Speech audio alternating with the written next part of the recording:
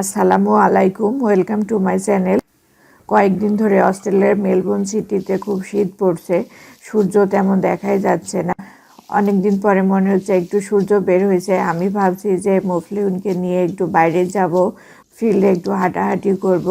এর মধ্যে মফলিহুনের বাবা আমাকে বলে সে আমার হাতের মিষ্টি ছাড়া সে ঈদই করবে না। তো এখন কি করি, তাই মিষ্টি বানাতে চলে আসছি। খুব তাড়াহুড়ো করে মিষ্টি বানাচ্ছি। ভাবছি কখন মুফলিহুনকে নিয়ে একটু বাইরে যাব।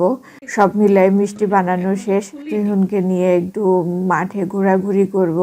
আসসালামু আলাইকুম, ওয়েলকাম টু মাই চ্যানেল। মুফলিহুনস মম চ্যানেলে স্বাগতম। সবাইকে ঈদুল আজহার শুভেচ্ছা। আজকে আপনাদের বলবো যে বিদেশে প্রবাসীরা কিভাবে ঈদ করে। তো অস্ট্রেলিয়ায় আসার পরে আমার এবার 4th ঈদ হবে।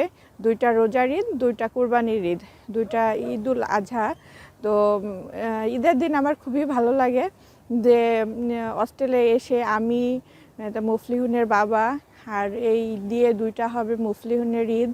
তো আমার খুবই ভালো লাগে যে সকালে উঠে নিজের মতো চলাফেরা করা যায়, মানে ঘুম থেকে উঠলাম।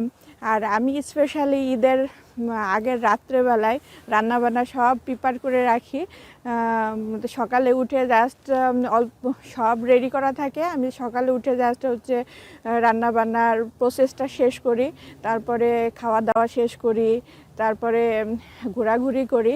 আর অস্ট্রেলিয়া ঈদ আমার খুবই ভালো লাগছে।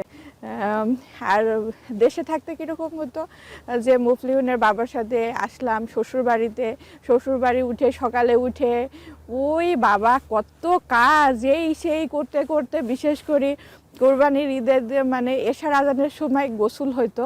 তো সেটার থেকে আমি খুব এনজয় করি, অস্ট্রেলিয়ার ঈদটা খুবই এনজয় করতেছি। আর এর তো সেকেন্ড ঈদ হবে মুফলিহুনকে নিয়ে খুবই ব্যস্ত, খুবই ভালো লাগে। তো এমনি বাংলাদেশে সবাইকে মিস করি। তো তারপরও অস্ট্রেলিয়ায় আমি মুফলিহুনের বাবা সব মিলে খুব ভালো ঈদ কাটে আমার, অ্যাটলিস্ট খুবই ভালো লাগছে, খুবই ভালো লাগে। আবারও সবাইকে ঈদুল আজহার শুভেচ্ছা। আসসালামু আলাইকুম।